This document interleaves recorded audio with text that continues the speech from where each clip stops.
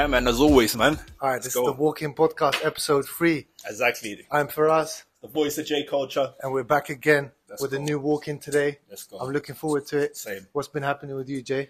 Not a lot, you know. Do you know what it is? I've been trying to keep fit, maintain the fitness. Love that. So I'm back playing football, or should I say uncle ball, because man's getting on now. Saturdays? Was it Saturdays? Saturdays, yeah. See, I was trying to make it. I've got to work on Saturdays. Oh, yeah, man. yeah. So it's a bit peak at the moment. We'll see. Maybe some of the times we'll flip it to a Sunday or something. But yeah, I would love that. Shout me if it's on Sunday. We're playing uncle ball now. It was uncle ball, at least when last time I was playing. I think now I might have upgraded to granddad ball, man. Granddad ball? I need the one where there's no running. Okay. Everyone just walking there. Saying, that's me. Yeah. All right, then today we want to discuss a few topics, some new topics. Yeah. First one we want to talk about is the power of manifestation. Oof. Yeah. Secondly, we want to talk about the challenge of the cost of living crisis. The challenge facing us all. Okay. And we've got another top 3 today. Okay, top 3. We've got another top 3. Okay, boom. So, yeah, the power of manifestation, man. What does manifestation mean to you, Jay? First of all, we'll go with let's go with the dictionary definition, right? Manifestation. Oh, hey. Manifestation. There is a manifestation. Look at that. It manifested. We manifested a guest. What's happening? Come on now. Come on. We're good. We're talking about manifestation, right? What's good, Ray, man? How you been, man? I've been good, bro. It's been a minute. It's been Yeah. a minute. You know, Trust me, but we're back. We're back again. Jay, take us through the definition of manifestation then. Okay, so manifestation, an event, action, or object that clearly shows or embodies something abstract or theoretical, or it is the action or fact of showing something, or it can be a symptom or an ailment. Can you simplify that in your own words? Okay, so what they're basically saying, it's an event, it's an action, or it's an object that shows or embodies something abstract or theoretical. So something that's theoretical, now you're clearly embodying that concept, or you're showing it, or such and such. For me personally, when I think of manifestation, how it is for me is taking something from the ether, something from the thought realm, and I'm transmuting that into physical matter, or I'm transmuting that into an ideal or a policy or a principle. So to make it into reality. Make it denser. So it's in thought. Do you know what I mean? Like this bottle at one point only existed in thought, but now it's here physically. Do you know what I mean? So that's a form of manifestation. Or we can bring about a podcast. You see what I'm saying? And we can have like a union of 3 people speaking. Like that's a manifestation. You see what I'm saying? What does it mean to you, Ray? I like the word you use there, transmute. I don't know if you lot read a book called Think and Grow Rich. Woo! He spoke about this last time. Okay. Episode number 2. Okay. Come on. So it talks a lot about that, and it talks about the power of manifestation. I nearly manifested it today. It's only because I don't have room in my bag. Yeah. And it uses the word transmute. In the sense, obviously, you know about sexual transmutation, all of that kind of stuff. But that's where I originally got my understanding of manifestation from there. But I had a grasp of the idea beforehand, because everything that's ever been created in time has always been thought of beforehand. Do you get me? Nothing existed that wasn't thought of beforehand. And in manifestation, I believe it is, like you said, transmuting what's in your thoughts into your reality, which is a power that we all have as human beings in it. I consider it our superpower. Yeah, that's You just got to unlock it. We already have it. There's no unlocking. You just got to put attention to it. It's already there, and it always will be there. You just got to focus in and put your attention to making what you want happen. The steps to it, as described in a book and such. But yeah, it requires effort and it requires focus. Do you guys have examples of your own life or your own life story where you feel like this is a good example of my personal manifestation, or something that I manifested into this world? Everything I do now is a personal manifestation. A couple years back now, I was just in life in general. Excuse me. I wasn't anywhere that I wanted to be in. I had all these ideas and things I wanted to do, but I was stuck in a 9-to-5 job, doing stuff that I wasn't really happy for, and such. And then I got into Think and Grow Rich, and I started using the principles of auto-suggestion and gratitude and all of that kind of stuff. And before I knew it, somehow everything that I've always wanted, all the areas that I wanted to be in, I've been in, and I am in, and I'm living in, and I'm moving forward in that way. And I write every single morning. I've got a gratitude journal, and that's one thing I always write in there. I'm glad about how far I've come and the fact that I'm actually on the road to where I want to be, rather than off somewhere else that that I've just landed. Do you know what I mean? So it's also like part of the journey. You've been part of the journey, Ray, and Jay and Ray, you guys have met for the first time. So I want to give you a bit of a backstory. So at the time, I was working in a barbershop in Edgware. Now the owner, she also had a cafe, and that cafe was, to me, a potential venue we could use for the events. So in the past, we'd organized like 2 events. So I was like, yo, I've got enough talents around me that I would like to highlight and showcase. Yeah. And so I reached out to the people. And then how did you come across it, Ray? Because you're all the way from South, right? No, so, East. East, So my East. guy, I was doing comedy at them times. I was doing shows, doing a lot of comedy skits with my brothers, and I met this guy called Anthony DePrezzo, who you know. Oh, it was the Prezzo. Big up him, though. Big up my lad Prez. Yo, larger Prez. That's my guy still. Prez was someone who was doing shows in the scene and he just loved the comedy thing, you feel me? And he must have hit me maybe through feelers you put out. He must have hit me like, bro, this guy's doing a show, go through, and that was it. I just thought, yeah. Because funny enough, speaking about manifestation, I was just looking for opportunities to do this music thing. Do you get me? Because I was kind of just starting and didn't really know how I was going to progress with it. So that opportunity came. I didn't question it, no nothing. And I just went. And then that's how I met you. And then that's how things rolled. And that's the most interesting thing about it, because I didn't know Ray at all, right? So I just put it out there.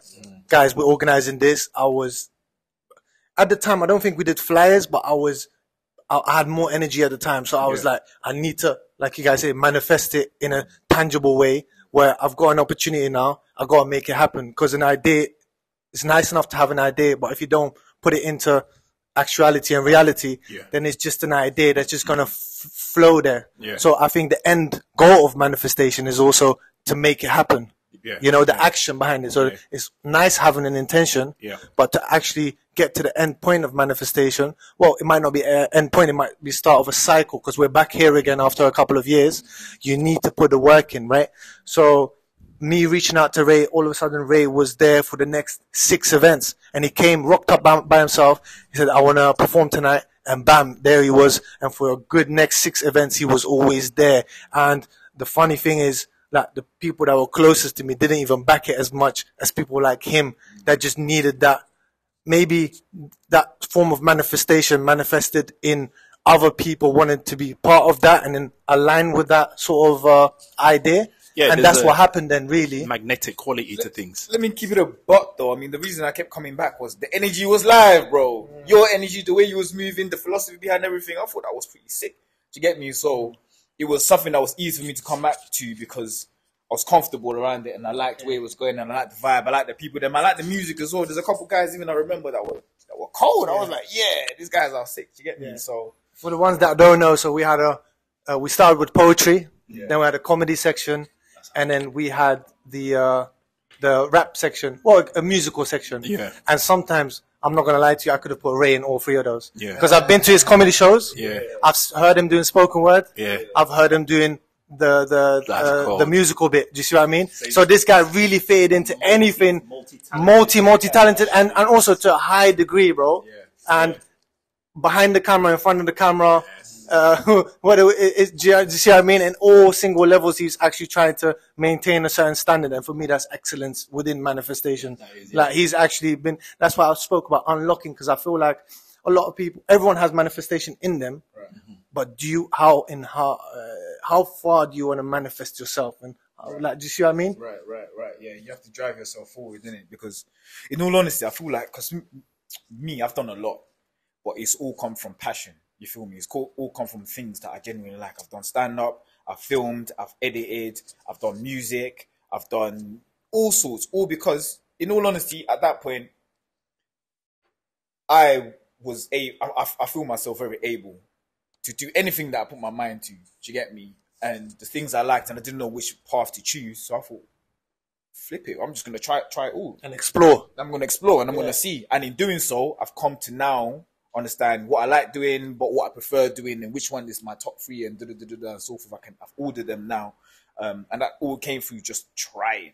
You feel me? And I felt like a madman at the time, because everyone was saying, "Mav, just do one thing, just do one." I was like, no, I need to actually get my hands in it, then I can know for sure. You feel me? Because I don't like being told what to do. I have to go through it and experience it myself. So you got like a strong drive, a strong creative, expressive will to express yourself, right? Because just to recap, you've spoken about the Think and Grow Rich, yes, which is like a tool, a resource, and I recommend that book to any and everybody, no matter the age. Yes, that book there is a genuine life changer, When you read that book and you understand the principles within it and how easily applicable they are, when you read it, you're like, of course, obviously, and it's so powerful that it's like you reread it again, and it's yet deeper still. Yeah. And you reread it again, and it even and talks about that within the book, that you're gonna come back and read it and get a whole different understanding and deeper application of it, right? You've spoken about emotion, passions, and stuff like that. And I feel like these are vital components to manifesting anything, because I feel like we, as a part of creation and coming from like a creator, we have those traits naturally, as that you know, a person will have traits of their parents. We have that will to create, and we are co-creators here. So things like art and culture are born out of that will to express and create. Here's an idea for you. Like, because you always think that, because some people will say, I didn't choose to be born, or blah, blah, blah, and so forth. And then I think it was Alan Watts who said, do you think that you're born into this world, or you're born of this world? The same way branches are born of a tree. You feel me? And in that sense, everything is connected. So we can even go as far as saying that we are God, in as much as the trees and everything else is God. We are connected to everything as it is. So the power is already there within. Do you get me? And then it's just about finding out how to actually actualize it. But I mean, society doesn't really point you in the right direction. So it's kind of, you have to find it yourself. But it's a power within us that we all have. And it's also important, like I said earlier, to action it. So, like, just to share something personal for me, is when I was 16, 17, if you ask my boys from back in the day, they'll tell you always wanted to start a barbershop. Now, I was at uni, graduated at uni, and I was one of my classmates. She was like, I can see you being a manager at a big company and stuff, because I was doing all right in my education, right? So I was like, no, one day I want to have a barbershop. And the way I visualized it is, when I was like 13 to 16, we used to have a vinyl checkered mat that I asked my mom to buy me. So we'd do breakdance there. So I said, one day in my barbershop, I want to have a black and white checkered floor, right? Now, as soon as I started the t-shirts, I said to myself, all right, cool. I need to develop myself in this journey, right? So my cousin's husband was like, listen, I've got a heat press in South Harrow. I'd never been to South Harrow. Come and check me. And this is after I graduated. I didn't want to do my CV. I just wanted to do something for myself. And at the time, I already started the clothing line, and I had a passion for barbering. Now, I went to Harrow now, and the heat press they had in that market wasn't working at the time. But what I did find is a barbershop where on the door it said apprentice barber required. And I look at the floor, and it's a checkered white, black and white flooring. So I'm like, rah, I'm in the right place. So what I'm trying to point at here is, in a lot of books I read, for example, I think it was Mastery, or it was 48 Laws of Power, because it's both the same writer. And they always talk about the magic, right? For me, that magic is actually signs from above. Some divine sort of drive that drives you through that manifestation of yourself. And as long as you're doing something positive, that's where Rizk and Risk comes in, is that sustenance will be rewarded to you as long as you're doing something positive for your surroundings. You see what I mean? And I feel like that driving force to kind of see the signs, that, yo, I'm actually on the right path. I'm meeting the right people, and something is driving me forward towards this. That, to me, I feel like it's very important to actually listen and to be aligned with that manifestation. Like, right, something is happening, and I should continue doing this and not give up. The 2 points you some of the points that you covered is visualization, right, which is another core. That's like a main column. If you imagine this as like a building, that's like a main tenet of manifestation, visualization, right? And I feel like living, like the process, manifestation is a process, right?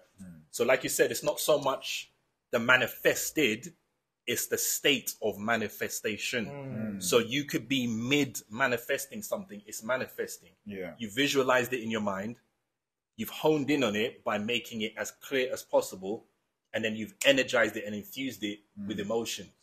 Yeah, okay. So here's the part that, I guess this is how the visualizing side of it. I used to think, you see it and it will naturally come to you. But and then I found the secret to it. Or the secret is that it's not thinking about it, it's about feeling like you already have. Feeling it. Yeah. So you're embodying it. Exactly. So together, if you imagine a computer, your mind is the computer.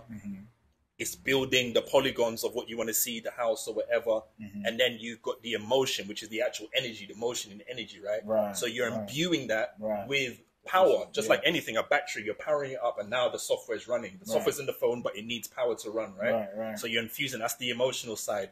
The more you visualize it clearer, is the more finer the details are, the polygons, the rendering, the colors, everything is coming into sharper focus. The more intensely you feel it, is the more energized it is, the more you're drawing it in. Do you understand? The more power it is. That's why I tell people never be afraid of your emotions. I feel like a lot of us have grown up with a wheel clamp on our emotions, and we're scared of emotions, or we feel like we have to justify an emotion. You feel like you have to justify your happiness. You know, so I feel like a lot of us, especially men, it's like we're only, it's like we're sort of subconsciously taught the only emotion we are supposed to feel is maybe anger or something like that.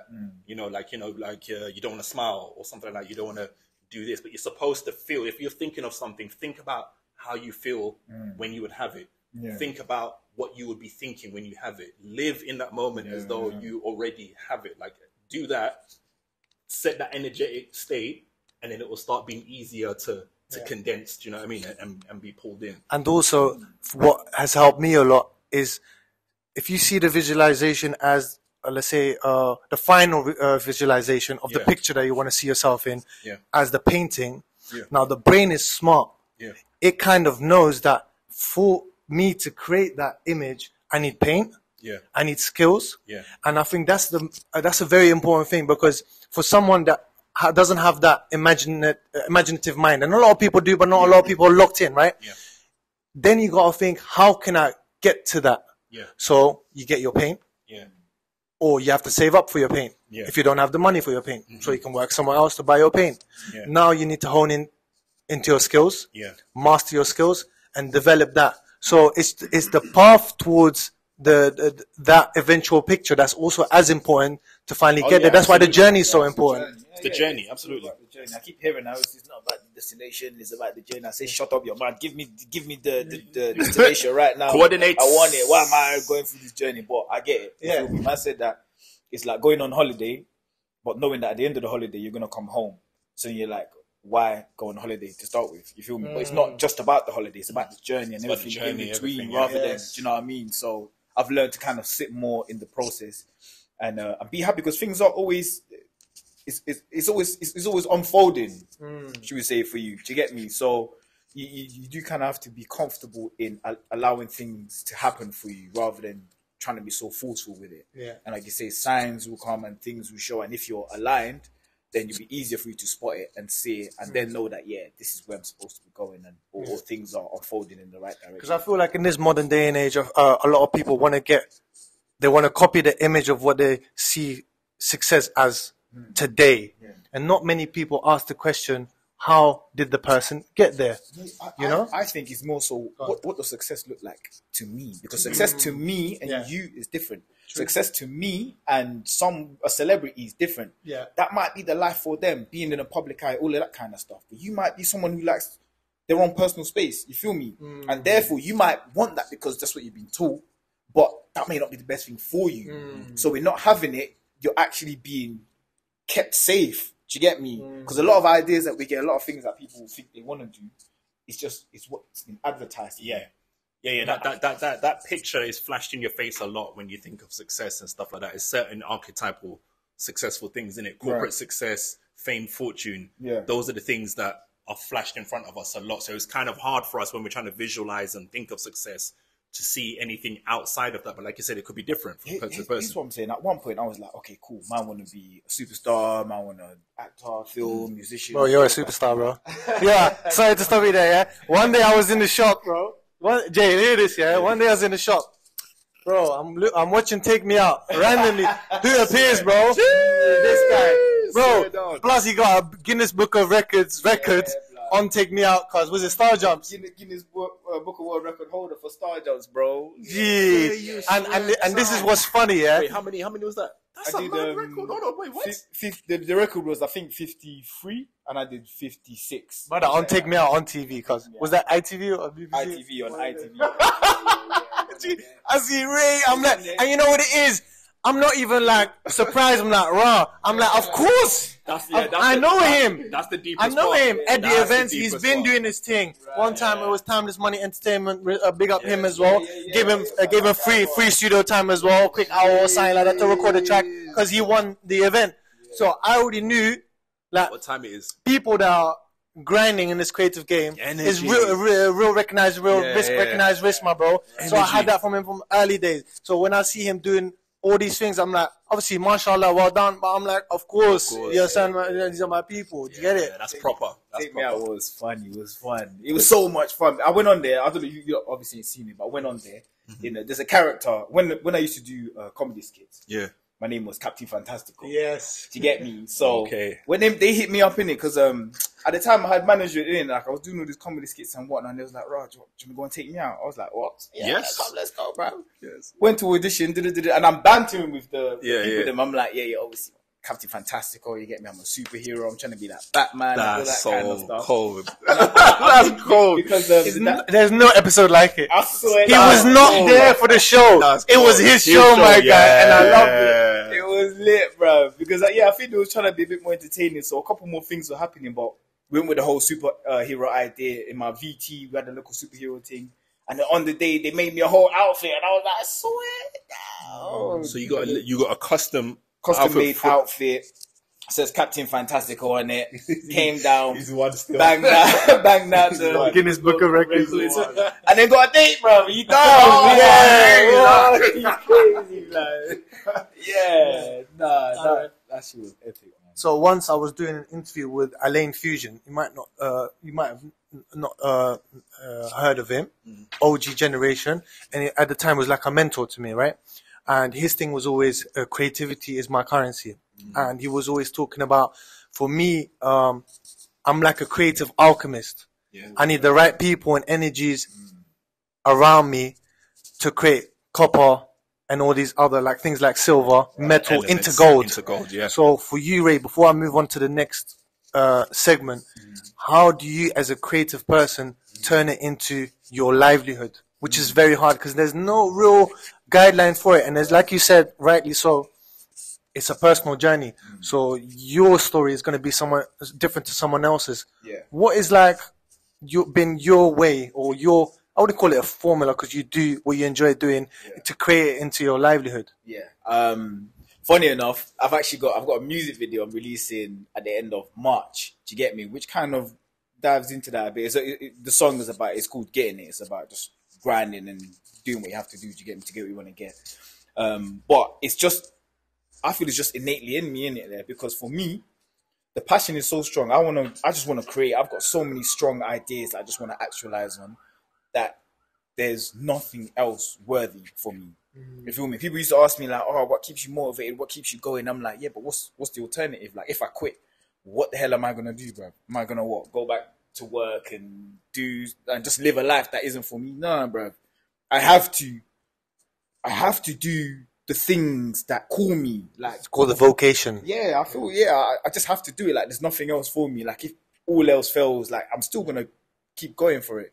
You feel me? So a way that, I don't know, man. I feel like it's just Like, for example, a young person could be out there trying to pursue this life of the creative mind. But how do you get to a level of, I can actually make a living out of this? For me, for example, while I was doing the clothing, I knew it was going to be a difficult game. And I never did the clothing for fashion. I always said, risk is my currency. For me, was a life slogan to me that means a lot to me. In the 70s or 80s, when they had graffiti that they would spray on the wall, I said, I want to do something similar to that with my message. So how can I manifest this? I'm going to put it onto clothing so the world can see the message. Now, I found it a bit hard to like actually make a living out of this. So I started exploring my other creative sides. Yeah. And barbering was a passion of mine since I was young. And with barbering, I can slowly actually make some sort of income to like sustain myself and also do the clothing at the same time. So where do you find that balance? And did you see what I mean? Yeah. So the balance I found, because like I said, I used to work in sales before, and sales is just something completely different. That there's some creativity in it, Yeah, but it's more you have to ring 100 people, talk to people about things you don't really care about, and that used to jar me to get me. But in the age that we're in now, there's different opportunities. Unfortunately enough for me, I was doing the whole social media thing, so then I understood how to manage social medias and all of that kind of stuff. You call it editing as well. Thank you. So that as well. So then that actually came to be an opportunity for me to transition into doing something that pays me good, and I'm doing something that I actually enjoy doing. So how important is it to find that thing? Very, very, especially as a creative, it's super important to find something that you are happy to do, that you enjoy doing, that's going to pay you. I feel like that's number one, because without that, you're always going to be caught in between with working and making money and then trying to do your art. You feel me? And sometimes I used to think, I'll go to work, won't pay much attention or whatever, finish, and then I'll get to my creative stuff. But you get to work and there's demands of you. Your manager wants this. You got KPIs. You got all of these things to do. And energy takes energy. The whole day takes energy. And at the end of it all, you come home and then you're tired and then you're not as creative. You're not. You get me? So you definitely need to find the balance of finding something that you're happy to do to get paid from, and then that then allows you to preserve your energy and then spend it on other things that actually mean something to you. So for me, that was social media managing. Do you get me? Now I work from anywhere. I work from my laptop, create content for clients and so forth. Gives me the time and the flexibility to be anywhere, do anything, and still put time into what I want to be doing as well. You feel me? So that's my balance. And that takes me to the actual next question, and it's quite an easy flow to the next segment, which segue. What do you call it? In this challenging time of where we have the cost of living crisis and the inflation, etc., etc., I had a logistics teacher a long time ago. His name was Roy Silos, and what I loved about him, Roy Silos, he was from Suriname. It's in South America. I don't know if you guys have ever heard it, but it's in South America, yeah. And there's a lot of people from Suriname that live in Holland, actually. So, yeah, there is, yeah. And now he's actually gone back there, and he was doing a charity at the time called Cross Border Prosperity. I rated it because it was all about the transfer of skills rather than money.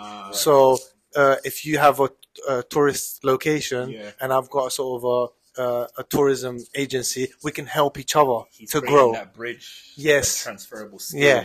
So we done a show for him at the time as well. I was on radio because of it. This is that. So he really bussed me. And one thing that really stuck with me, and this is over 10 years ago, he goes, "There's no problem. Every problem is a challenge." Right. So I want to ask you guys, how do we tackle the challenge of this cost of living in creative ways? What can we do? Because for me personally, I don't like to see nothing as negativity in terms of a challenge. I like to see everything as a challenge, like I said. Right. So for me is, how can I develop myself for it to not burden me, but to challenge me to do better for myself? I think number one, shifting your mindset to that, seeing it as a challenge, seeing it as a way to like as a stepping stone to greatness. You feel me? I always say that everyone's unique disadvantage in life, or their struggle that they go through in life, is their advantage over other people. For example, you might have, say, tough time at home, no money, ethnic minority, all of that kind of stuff. Rather than seeing it as a negative, I see that as your advantage, because once you overcome that, you're going to be so much more well equipped to deal with life. Points. You got literally XP points. For me, it's like gymming. It's gymming. You feel me? Resistance. Like exactly. Resistance. The struggles that you go through. That's hard, and because the way muscle works is once you do the exercise, it tears and then it grows back on top. You feel me? And that's life as well. You feel me? When you go through the tough stuff, that's what's then going to allow you to elevate and grow stronger to then be able to deal with, anything that comes your way. So I think it links to alchemy.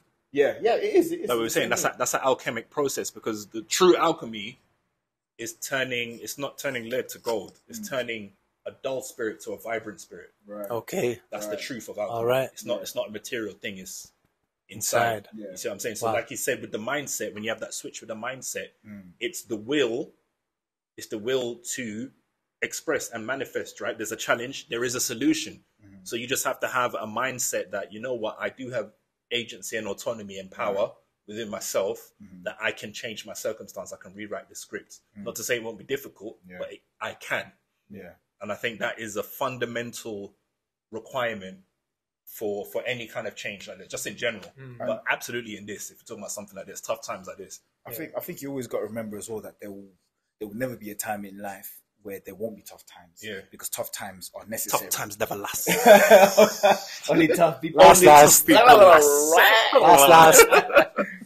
But big man team, there's never going to be a time in anyone's life where there's not some kind of struggle, some kind of obstacle to overcome, because those are necessary for you to grow. Otherwise, you would stagnate. You feel me? Because there is time and there is space. Every second that goes on, there is change. You feel me? And because of that, there will always be something different. So no matter how high you climb, there's always going to be something more for you to get. Yeah. This life is infinite. You feel me? So if there is something to get, there's going to be something in the way for you to overcome in order to get it. So when you accept that things are always going to be difficult in some way or another, and you look at it as that's a positive and it's a necessary, then something like the cost of living crisis is just another stepping stone. It's just another thing. You feel me? You can substitute it for anything, but you just have to accept that this is a part of life and step forward and deal with it. And to transfer that knowledge and wisdom you just shared into a pragmatic way. I remember when the lockdown first hit and the barbershop wasn't allowed to open. Yeah. I asked to myself, yo, what's out there? Let me see what other creative ways I can pursue to still sustain myself. Yeah. And the whole trainer thing started, where everyone started reselling and stuff. I was like, all right, cool. Let me see what this is saying. Yeah, and I didn't do that for money. Yeah. I just thought, all right, let me give this a go. Because personally, when I was like 15, 16, I was selling laptops. I was selling silver rings. I was always doing something, right? That's the genius thing. That's the genius thing that you did, in that you just did it. Yeah. You didn't wait for conditions to be perfect. Mm-hmm. You didn't wait for somebody to give you the go ahead. You didn't wait to know or better circumstances. You just did it, and then as you go along, you improve. Just actually doing it with working with what you have when you have at the time is the genius thing. And I find that everyone has this in them. Yeah. I am not more blessed than others. Like there's been people in the past that come to my shop. I wish I was in your position, or you're so blessed.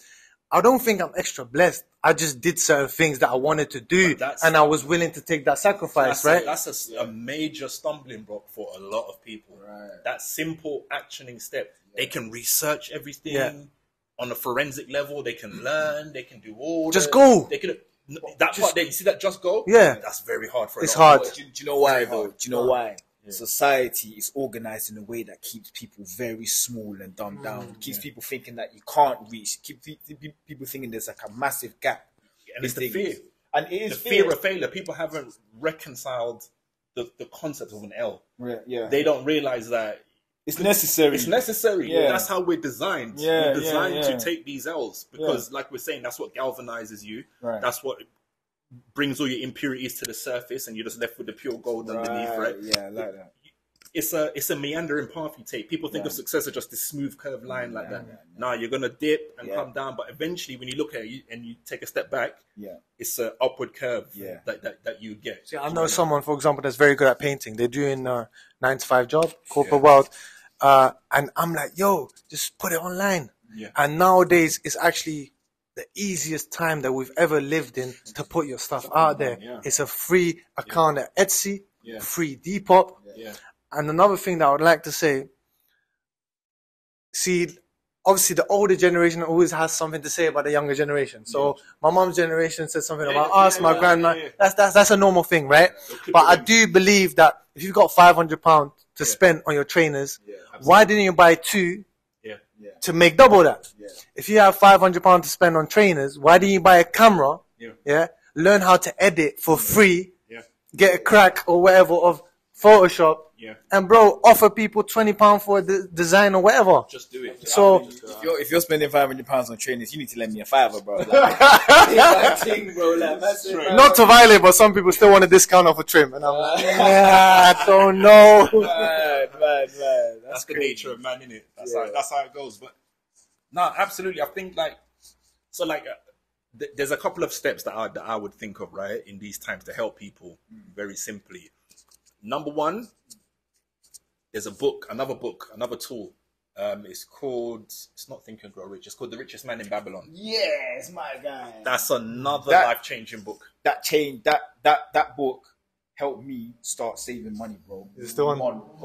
On God. Another life-changing book. Because sorry, what's called The Richest Man in Babylon. The Richest Man in Babylon. And I advise this to any and everybody, even if you've read it, go back and read it again. Yeah. Get it for free online somewhere. I'm sure you can find it. And that will give you very easy, basic steps. You know, whether it's a child or an adult and stuff like that. I think learning those fundamentals and how to manage money and the nature of money. Money has a nature. It has a spirit of its own. Right. This is human behavior that we're talking about. So you have to understand the psychology. Yeah. It's very simple steps. You can summarize it. Like you go online, you probably find graphics that summarize the whole book in about 12 steps. But when you read it and it's in allegorical terms, like it feels like you're reading a Bible when you read it. Right. But the way that you digest it makes it stick. And it will change your life. Yeah. Very simple principles. It's telling you about, taking a recce of yourself. So you're looking at your life. Where are my expenses going? Yeah. Where am I? What they call it, a lean purse. Yeah. So you're looking at your purse, right? The number one cure for a lean purse is to basically see where all the holes in your purse are and address that. Right. Do you know what I mean? Very simple, basic steps. Legally, I'm obliged to say this is not money advice. Please seek a professional. This is an opinion. This is an opinion. This is not legal money advice. Please seek professional help. I'm not liable. Risk is my currency. Risk is my currency. Right? Yeah. Yo, But that's how it goes, yeah. So I would like to ask both of you, go around in a little circle. Practical ways of helping someone that finds it hard. Because I am blessed. Yeah. I know I'll try and find something, Someone might not have that sort of drive or whatever. What do you guys think? Like you said, the awareness. Can we just go around and just like, Jay, let's start off with you. The number one, I'll just double down on what I just said. There are actual advisors and experts that will help you. I know some of them. Shout out to the E-Man Effect. These people are on like major mainstream platforms now, but it's the same basic principles that we're talking about. So we can put the links and the ats in the descriptions. The E-Man Effect, She Talks Finance UK. People, actual advisors who will break it down for you very simply for your circumstances. And don't feel like because your circumstance might be dire or you might be in poverty or something like that, that saving or investing isn't for you. That's not true at all. It is for absolutely everybody. You don't have to be particularly educated. You don't have to know what you're doing. You don't have to be of old money or wealthy already. None of that is true. You can save your money and you can invest. So I would direct you in good conscience to an expert, right? And speak with them, man. They'll be happy to hear from you. Like, don't be put off by any fees or whatever like that. It's not that deep initially to make an inquiry. Yeah. For me, I'm going to go back to what you said about The Richest Man in Babylon. The key takeaway that I learned from that book was the phrase that 10% of everything I earn is mine to keep. Woo! That there... Pay yourself first. Yeah, exactly. Pay yourself first. That got me... I'd never saved any money before. I was living, money comes, spend it, and it's gone, and then... Feast or famine. Yeah. And a lot of people do that. If it's very simple, but if you ain't been taught, it might as well be another language. That's why we're talking about it here. We need to like... Yeah, it's very simple. It's just like you said, one time, I taught that to my son, my nephews, all much. They all know that principle now. Yeah. And then once you have that, you're gonna be all right. Yeah, because with that, like 10% is not a lot. It's even out of a paycheck. It's not a lot that you would miss. You feel me? But at the end of the day, that's money that's in your bank, that's there, and that's yours. And that over time will grow and grow and grow. And then you have money. You have money that's yours. Yeah. You're not spending all your money. It's not coming in and leaving you. And you have something that you can actually utilize to put towards a business or any other opportunities that may present itself. And like we spoke about, when you do that, going back to manifestation and going back to what we talked about in that it's the nature of money, you're dealing with human behavior. When you do that, the process of doing that has a psychological effect on you. Yes, on your relationship with money. On your relationship with money. Yeah. Right? You can see it growing and it uplifts your spirits and it gives you a positive outlook on it. Let me tell you, this is and it starts coming to you easier. I've never told anyone this, but this was how far I wanted to go to change my life in it. Obviously, after saving money, I saved enough where I could afford to take out £1,000, keep it in my pocket for cash, just cash in my pocket. And I forgot. I think I learned this somewhere. But when I'm out now and I see something, I'm like, I can buy that. I can afford that. I know what you're I talking can about. buy Yeah. that. And it completely changes your psychological to get thing. me, you're not in like a lack mindset where you're like, oh, I can't afford that, or to get me, I've got £1,000 in my pocket. I can buy that. I can go here. I can do. And I carried it for 6 months. You're the master. And then I gave it to my mom. You are the master. You're not being owned. Exactly. Which camera can I speak into? All right. For me, the most important thing is being mindful. So like Jay said, what is coming out of your pocket? Check your bank account. All of a sudden, your EE payment might have turned from 25 to £30 because you're out of contract. Know when your contract's ending. That's number one. Secondly, for the young people out there, God's created the universe in a way that you have to work hard for money. There is no easy way to make money, whether it's in legal or illegal terms, halal or non-halal ways. There's no easy way to make money. So now if all your boys are jumping on the trend and doing this and that, maybe that's not the right thing to do because everyone's doing the same thing. So I know someone, young guy, he's into IT, all right? Now, all of a sudden, he wants to get into something else like trainer reselling. And I'm like, no, you're good at IT. You're good at fixing phones. You stay in your lane and do not give up doing what you do best. So don't look at the trends that are out there. Find your unique source and input that into the world. Like, this is what I'm good at. And that uniqueness will take you very far in life. So like I said, working hard is such an important thing. Just simply working hard. When you see people like ACN at the time, do you guys remember this? Who's still talking about ACN now? No one. Because if everyone's jumping on it, sometimes you got to think to yourself, if everyone's jumping on this, why don't I do something else? I've got one of my customers, big up him, yeah? He was in the cemetery once. And he said, Rah, how many people do I know that make these tombstones? Yeah. I want to do that. Bro, late teenage years, he's starting to research this. And now he's in his early 20s. He runs his own masonry company. Masonry, but that's a time-honored. Yeah. It's an honorable job. There's blessings in it. There's blessings in it. And which one of his peers are doing that? Services coming, that's an essential need. Yeah. We're talking about and stuff like that. I'll give people a simple basic tip, right? I've got here, I don't know what this thing is called. It's a graphic, right? But it's like a saving tip. All right. 52 weeks in a year, right? And depending on your circumstance, you can put into it how much you want, right? So the one I'm looking at here, you will save £1,378, dollars, whatever it is, in the course of a year. So week one, you put in, say, £52. Week two, you put in £50. What are you putting it into, Jay? Just your own pot. Oh, your own pot. Okay. Your own Yeah. pot. So All right. like we were saying, what, 10%? It could be a tangible pot, whatever pot. Whatever it is, yeah. And there's different ways to do it. You can do it so it's a big amount first and then smaller as it goes down, because it's human behavior. So your own psychology, whatever works for you. People have different styles, just like in investing and saving. There's so many different ways to go about it. But this is simple, tangible things. You can start. There's ones here where it's £1, £2. Okay. 1 week is £3. Do you know what I'm trying to say? And over the course of time, over a year, you would have a grand or so saved up. And at the end of the day, what is profit? Profit is what you eventually keep, right? There you go. So you can be on a 50k job, but if you're not keeping anything, you're not saving anything. You can be on I remember when I first moved to London, I swear down, I was working for £10 a day. Yeah. But at the end of the month, I still had some money left because I would like to save something, right? So whatever you keep is what you actually have. So don't go around bragging what you're making. It's what you're keeping is important. Another thing as well, if we're talking about cost of living crisis, right? We need to identify some of the issues that people might be having. I think energy is a big one. Right. Energy prices are mad. Heated blanket. Well, I've got. 30. Is it good? Yeah. Hot. Yeah. But the thing is, that's what I'm saying. I've got like what's it, under blanket? Is it the one? This thing is heated right here. Gee, I got a bill last month in the barbershop, 170. But that's what I'm saying. So that stuff works, right? But what is that doing to your energy bill? So you might be hot, but like people might be concerned about the the cost amount to run it, the cost amount to have that heated blanket and stuff like that. Is what I'm trying to say is the cheaper alternative. It's the cheaper alternative, Yeah, it's way cheaper. big in the game. That's what I'm saying. So things like that, people have. I'll tell you what I bought off Amazon. It's 2 terracotta pots. You can make it by yourself, right? So essentially, it's a terracotta pot inside of another one. What is that? Terracotta, you know, like a plant pot. Oh yeah. So like this little thing here, but just imagine a bigger one. So it's one inside of another. They're upside down.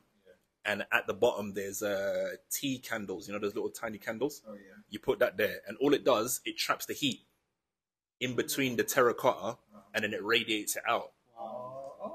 You see what I'm saying? So for the cost of what? Those things are what? How many pence are those? Like, that's what I'm saying. So you can make them, but people have found a way to, like, if you can't be bothered to faff around and go B&Q and get the screws to just screw them together, it's a nothing job. But people are like, don't worry, I'll do it for you. And they ship it out by Amazon and you can have it. You know what I mean? Simple, cost-effective things like that. I used to install behind radiators these panels that radiate or stop the heat going into the wall. Okay. Oh, you handy, huh? It's like a little, I don't know what the material is. It's like a kind of a... One of them heat pad material. Nah, it's almost metal. Okay. It's like a metal, so it's like a panel that goes behind the radiator. So that heat that's lost into the wall and going outside of your house, it stops it, keeps it in. Keeps it in. Yeah. Amazing. So, Ray's a busy man. He only came in for 45 minutes. We were going to do the top 3, Jay. But I'm going to have to surprise you. We're going to have to do something a bit different. What's that? We're going to go back to back. Oh. We're going to do some consciousness. Like the cover of Lethal Weapon. It's like a passing the bar on. Yeah? Okay. It doesn't have to be a rhyme. Yeah. So, Jay, I'm just going to start with you, bro. Okay. Oh, Anything. anything. It's like call it a Chinese whispers, but we're not in a Chinese way because we're from all over. But we're on a Chinese man. Okay, cool. Okay, cool. So, We don't have to rhyme. Spoken word style. okay, so consciousness. Everything comes from creation's source, from the sun to the sun and on again. And on again, this is the continue for you. Okay, and on again, you take it on and you emanate back to the sun. Sure. The cyclical. Whee! Sun cycle. Everybody know that it's a sun cycle. This. Cycle. Be a Middle Eastern or African giant like the Eiffel. Hey, listen. Don't test the eye. I and I. True melanin. This ain't no dye. Hey! You say no die. But I keep getting it until I die. We break up the bread, break it up like a pizza slice. Oh my God! I yam it up with the rice. Listen! Inshallah, we'll make it to paradise.